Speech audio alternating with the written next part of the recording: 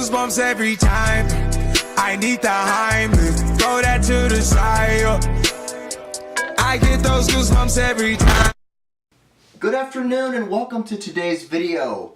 Today we are going to be discussing literally the most common question I have been asked since I started this channel, and that question is simply, what is the deal with these cheat meals? Should I take a cheat meal? How do I use cheat meals? Will they allow me to break all the laws of thermodynamics when I have a cheat meal? So step right up here. We're down in my bar. I won't turn on the TV. I don't want you watching TV while I'm trying to have a discussion with you. So I'll have my coffee and we'll have a little coffee talk at the Miller bar here.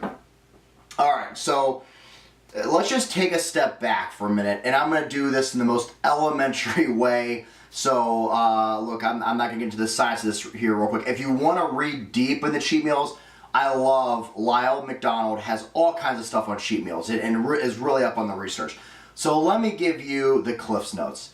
The general idea and concept is if you're in the midst of a very hard diet, I mean just a diet where you're crushing it, leptin goes down. It's a hormone released from fat cells. When calories, fat, carbs, body fat goes down, leptin drops. It tanks. This is what makes you so hungry.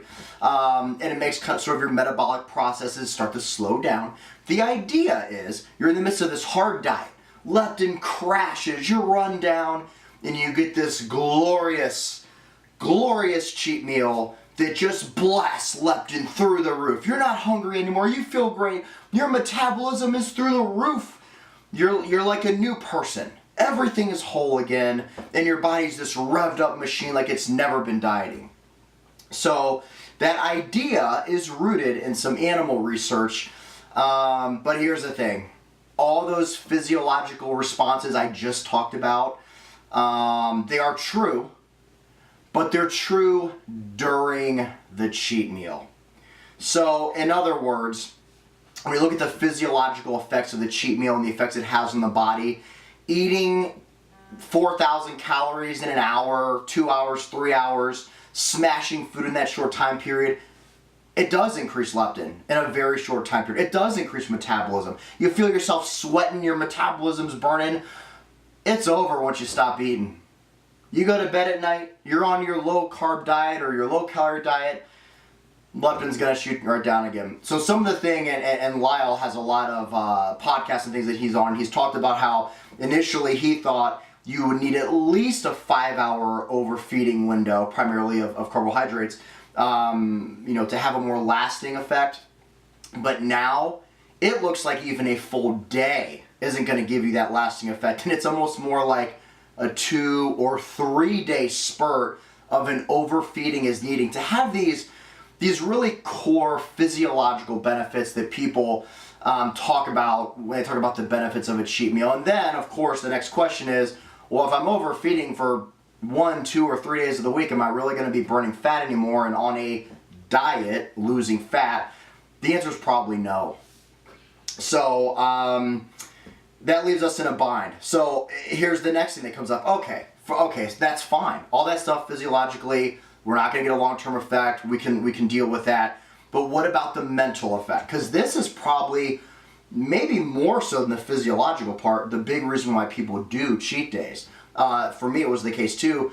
It gives you a release. You're dieting so hard, and it just allows you to release, kick back, don't worry, have some beers, binge, do whatever you want to do. It allows you to mentally just get away from the diet. And that sounds good, right? Sounds great. In fact, while you're eating it, and generally at the beginning of the diet, okay, sign me up, good thing. But we have some serious problems with this. And so this is what I want to talk about when the first question I received is, let me see if I have it here. I'm in the midst of a very hard contest prep diet. Should I take a weekly cheat meal where I just eat whatever I want for a few hours? So generally speaking, and this is going to sound crazy based on what my channel is like, I would say no for most people. It's really not a good idea. Almost everyone I've worked with, so let's say you're dieting, you have a vacation in 8 weeks, and you really want to lose a lot of fat. I mean, you're dieting hard. This isn't some guy says, yeah, in 6 months I'd like to lose 5 pounds. You're dieting hard. Or a contest, a bikini or figure or bodybuilding or physique, whatever it is. This is what I find happens the most, and it happened to me. So, I mean, literally 8 out of 10 times. You start your diet and you say, Saturday night, Friday night, I have my cheat meal. First few weeks it goes good, right? No problem. I have my cheat meal, I have some burgers, I have some fries, milkshake, piece of cheesecake. Good. Then you get deeper into this diet, and remember that leptin is going to keep going down, because it's only going to spike during that cheat meal. So you're not resetting leptin every cheat meal. It's going to go down and down and down as you continue to lose body fat.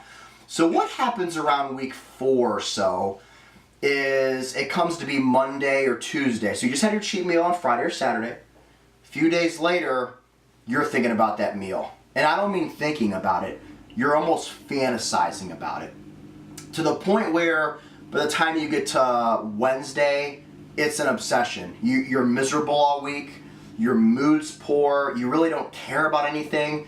You are literally obsessed with this one cheat meal. And then, so that's fine. You get to your cheat meal and oh, glory, we're here. You get that food in front of you. It's the best moment. And that moment before you take that first bite is literally the best moment, because as soon as you start eating, I mean literally 2 minutes into eating, you're sad or angry or slightly depressed because the meal is disappearing. And you are literally watching this meal go that you've been waiting all week for, and now you're on the verge of basically a depression, because you know when this meal is gone, you can't have it again until next Saturday or Friday, whatever day you have your cheat meal. This is, I mean, it's not even close. This is what happens to most people that I've ever worked with in the midst of a hard diet when they do a cheat meal. So then one of two things happens. One is they're just a miserable human being, and it can go to the extreme of developing an eating disorder. There's no question. I mean, that's an eating disorder. And for some people, I mean, it could radically alter their life if you get into this routine of what could be a pretty severe eating disorder. Then the other thing, let me have a little coffee here real quick. Alright, sorry about that. I had to clear some space on the camera real quick. So back to what I was just saying. You get into this routine where you're losing your mind. So what happens to most people then is, again, they're just miserable and they can fall into an eating disorder, or they end up cheating all day the next day. So let's say your cheat meal is Saturday night. Okay, they had a cheat meal, they had an extra 4,000 calories. By and large, no real harm done. Time to move on, right? Get back on your diet the next day. That never happens, or rarely. They'll eat all day the next day. So this 2,000, 3,000, 4,000 calorie cheat meal turns into a 2,000, 3,000, 4,000 calorie cheat meal plus a 3, 4, 5, 6, 7, 8,000 calorie next day cheat day. Then you try to make up for it in your diet the following Monday through Friday. Then you have your cheat meal Saturday night, and then you're miserable, so you cheat all day Sunday, and it just becomes this mess. So this is what I would say. Back to the original question. Should you do a cheat meal if you are in the midst of a serious diet, a prep, a, whatever you want to call it? I would say no. I would say do this. Now here's the next question. This person asked, well, what if I'm dieting for 20 weeks, 6 months? How can I have a cheat meal? Don't diet for 20 weeks or 6 months. This is what you should do. I would look at spurts of dieting, like little cycles of dieting, followed by a diet break, because that will get leptin back up to normal, make you feel better. So for instance, maybe you're in a 10, 20% deficit, whatever, you're doing your diet, you're pushing hard for 6 weeks or so, 7, 8 weeks, depending on how much fat you have to lose, and then you go back to maintenance calories. And maybe during that time you have a couple relaxed meals, right? Not cheat meals, relaxed meals. Leptin will stabilize, your metabolic processes will stabilize. Usually that will take 3 or 4 weeks if you've been dieting hard. Sometimes you can get away with it in 2. And then you start dieting again. So you do it in phases. because almost no one can do a 20-week hardcore, no holds barred, smash it diet where you're on some 10, 20, 30%, calorie restricted diet, that whole time, deficit the whole time. So that's my general thoughts on the cheat meal. The idea is just don't mess with it. It will mess you up in the head.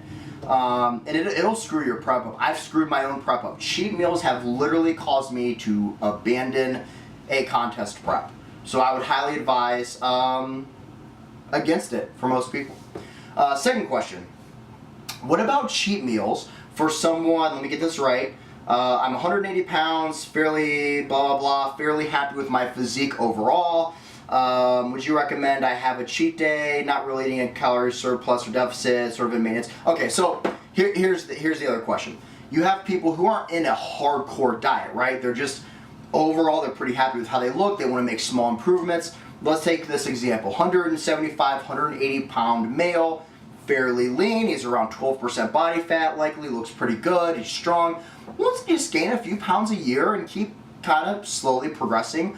I think in those situations, it's perfectly fine to have a more relaxed meal a week. I hate using the term cheat meal. It sounds like you're doing something wrong. But a meal where you're gonna watch college football, eat some pizza, eat some wings, relax, have some beers. I think that can be appropriate because remember, in that situation, so let's just talk about the urge to eat here. In that situation where you're eating around maintenance, you're not going to have that just craving to crush food. You might feel very hungry at the time, but you just can't eat the volume of food like you are when you're in a hard deficit. So some of you guys that have dieted hard, you know what I mean. Your stomach is literally a black hole. And I want to give the right person credit for this, but I was just watching a podcast where they said there's 3 raw, just hardcore human emotions you cannot get around. The urge to drink water, fluids, eat, and have sex. The urge to drink is probably the most primal of them all because you die quicker. The urge to eat is probably second. I mean, of all things, it probably is our second biggest deep down, just raw human urge to eat. So don't play with it, right?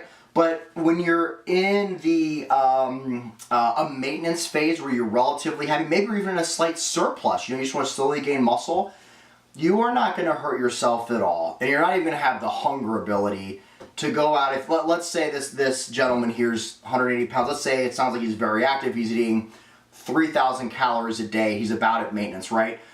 If on a Saturday he goes out with his friends, has some beers, has some wings late at night, and eats 4,500, even 5,500 calories in that day, he's not going to hurt anything.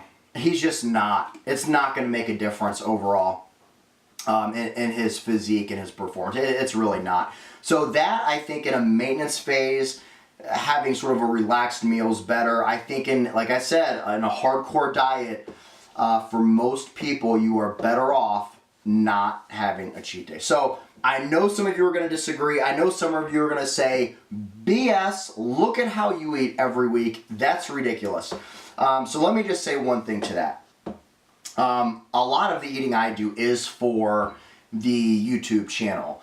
Normally, I'm just trying to eat at maintenance. If there was no YouTube channel, I would basically right now, because I'm happy with myself, 225, fairly lean, strong, all good. I would eat at maintenance, and then I'd give myself a relaxed meal on Saturday, where I'd probably eat 6,000 calories. So, I'd eat 2,900 all week, 6,000 calories on Saturday, and I'd be right at maintenance. Because remember, these crazy cheat meals will not allow you to break the laws of thermodynamics. If you figure out how it can, or if it does, congratulations, because you are going to be a multi-millionaire. You won't have to have a care in the world if you figure out how the laws of thermodynamics are broken from cheat meals. So that's sort of my view on it. So yeah, I do my Saturday deal, and I'm probably missing out on gains for it. If I eat 10,000 calories on a Saturday, I have to eat around 2,300 or 2,400 the rest of the week, so that on average, I'm right around 3,200, 3,300 calories if you average it out which guess what? Puts me right at maintenance. I'm not breaking any laws of thermodynamics. You just can't. Your calories in versus calories out will really determine your weight gain or loss. There's no magic cheat meal that's going to allow you to eat more over the course of time and lose weight. It doesn't happen. So that's all we're going to talk about today. I'm sure we're going to do another cheat meal video. I'm going to drink the rest of my coffee. Thanks for watching. Please like, please subscribe. I'm sorry this video is a little bit longer, but this is the one it seems like most people wanted to hear about. So what other questions do you have on the cheat meal? I have literally tried everything. Everything. The skip loading thing, the low carbs all week, the high carb cheat meals, everything. So please, if you have a question, thoughts, comments, ask. I'm always open to everything and open to any new ideas. So let me know. And again, thanks for watching. See you later.